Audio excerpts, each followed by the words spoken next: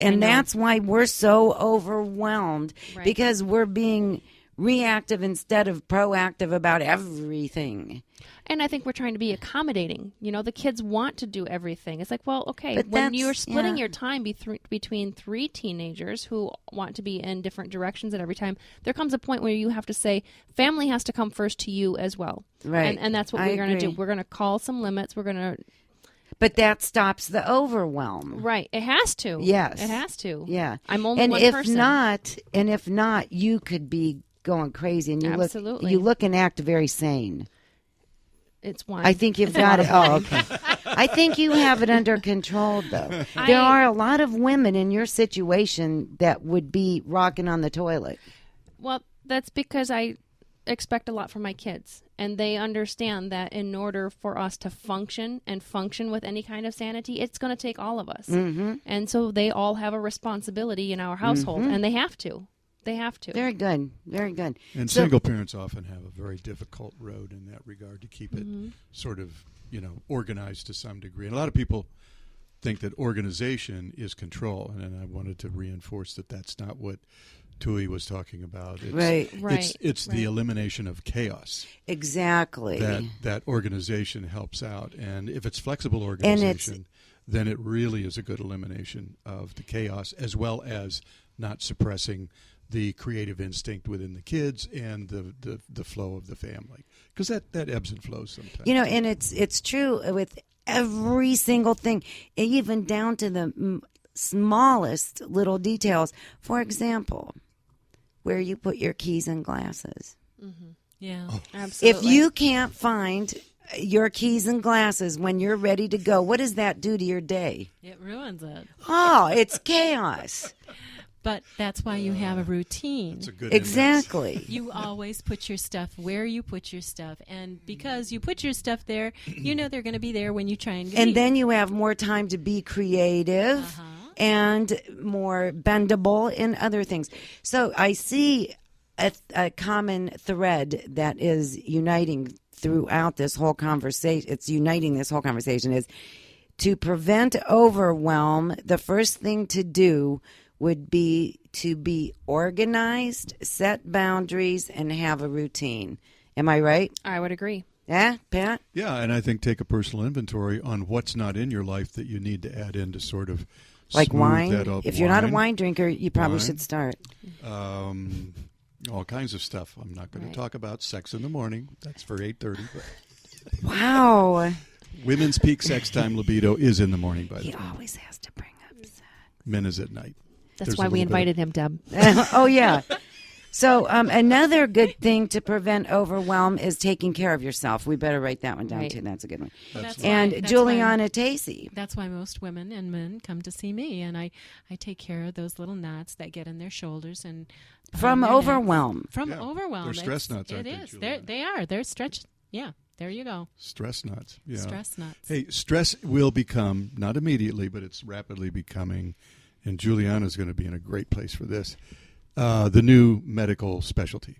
I think so. Yeah, we have to start paying attention to stress. It is just tearing us to pieces. Well, I think every business that has anybody from 2 employees to 10 is going to have their own massage therapist on site at least once a week. That's I would recommend it. Yeah. Whether they could.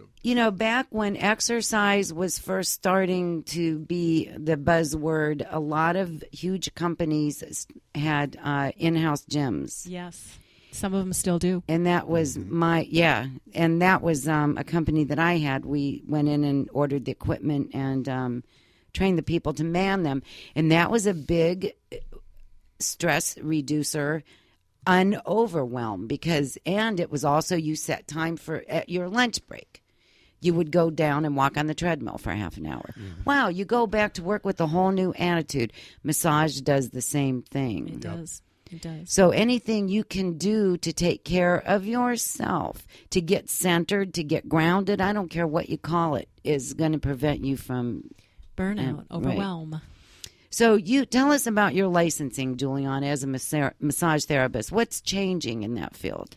Well, a lot of the massage therapists that have been national board certified for a while, like myself, are going to become medical board certified, and we're just going to call it board certification, and that's coming up in January. And it's going to be one of those things where you're going to be able to get a medical board certified massage therapist to do your massage therapy. And there will not be any other massage therapists. Well, there'll be licensed massage therapists through Michigan. Everybody's going to have to either be licensed through Michigan or a medical board certification. And there's a few other things that are going on, but we're just going to focus on that medical board certification right now. That's the big thing that's coming up. For a lot of people, they're going to be very, very enthusiastic about this. And that's what you are. Yep. Very good. So how is that different? Well, I believe that the insurance companies now are seeking us out now more and more. And like we were just talking about, the stress is the big thing. And like I said, insurance companies in 2016 will cover chiropractic and massage and acupuncture. Thank God. So that's going to be very interesting. And maybe coaches will be next.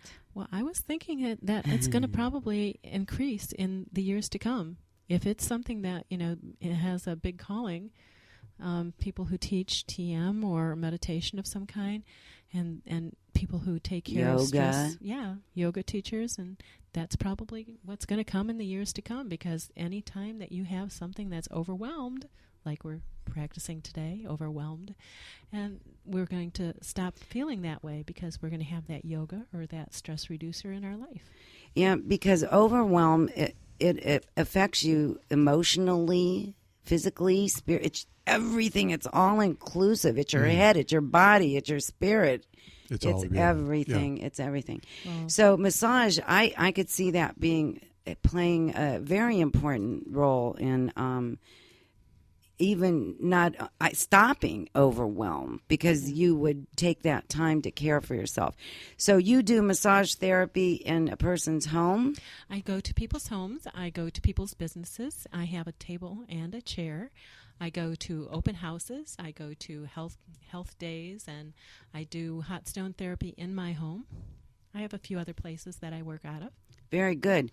And how would one get a hold of you to schedule a massage? The best thing is to reach me by phone. I usually carry my cell on me. If not, just leave a voicemail on my cell. And my phone number is 989-684-8255. Very good. So tell us that one more time. On area code 989-684-8255. Very good.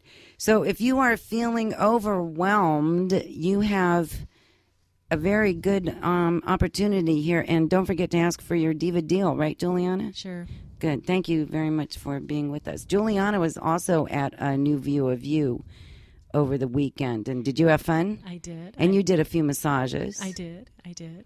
It was nice to see the girls, and I got to catch up on all my girlfriends, and it's got fun. my makeup done, and it was nice. And pictures taken. Yes, and pictures taken. With her hair down. Because nobody ever sees my hair down. I just don't. When I first glanced over there, I didn't know it was you. Yeah, well, there you go. It took me a minute, yes. Yeah, see, that's Juliana, I said. I didn't know if I looked that different or if I just looked bad when I came in and I looked better when you got me. No, you looked that different. It wasn't a matter of good or bad. You looked very different. And, everybody did, didn't they, Misty? Yeah, they did. They looked different after they had their makeup. She kind of floofed up some hair, too. Yeah, she did. Yeah, she was fun.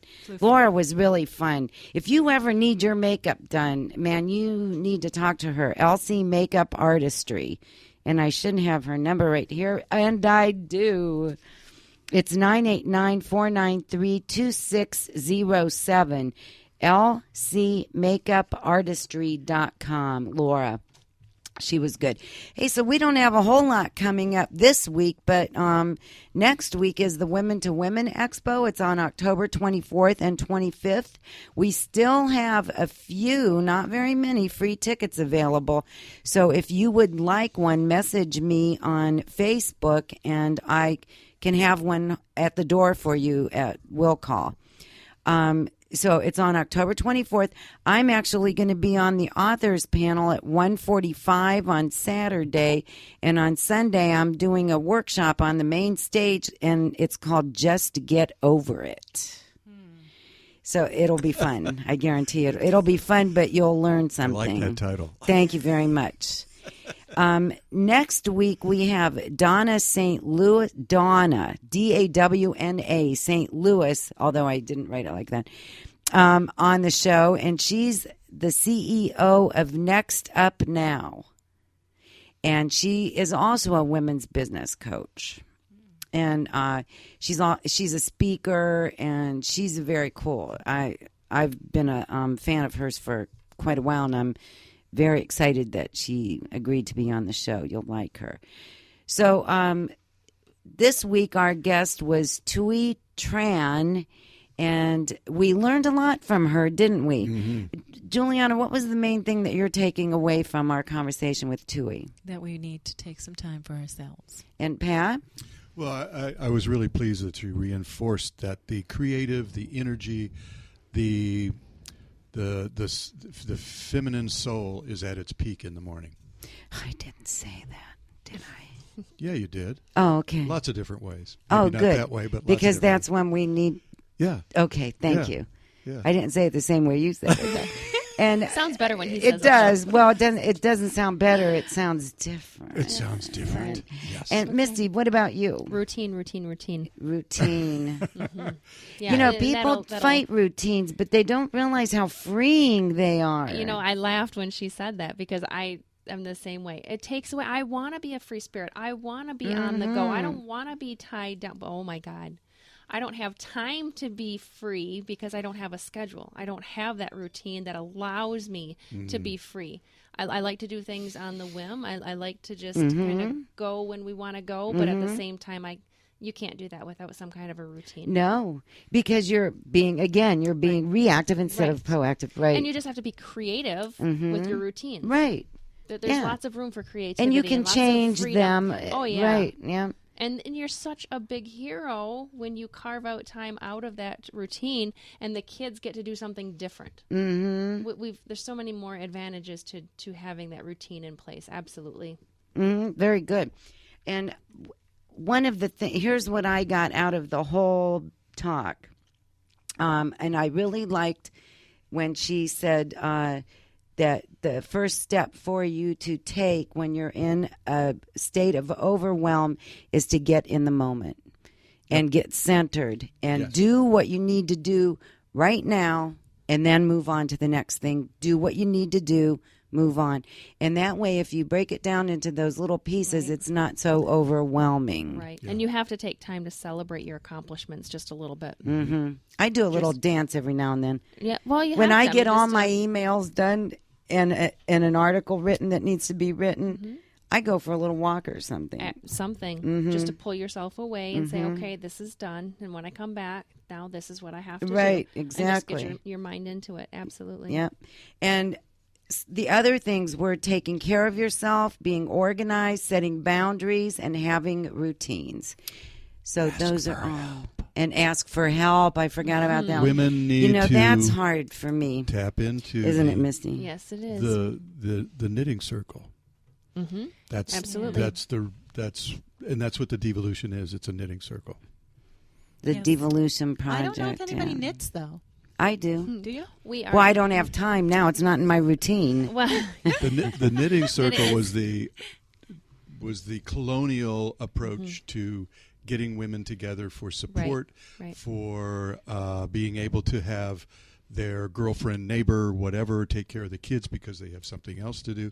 The knitting circle was where all that got worked out because women didn't go out to work. They stayed home. They ran the community, and the guys were out in the fields. The guys were doing whatever, and that knitting circle was key to putting feminine hearts, minds, and souls and spirits together, which was mutually enhancing for everyone, and that including is. the community. The kids it was an extended family kind of it. Like Hillary said, it is, the community. You have to have the community. My family Women did especially. that, but they cooked.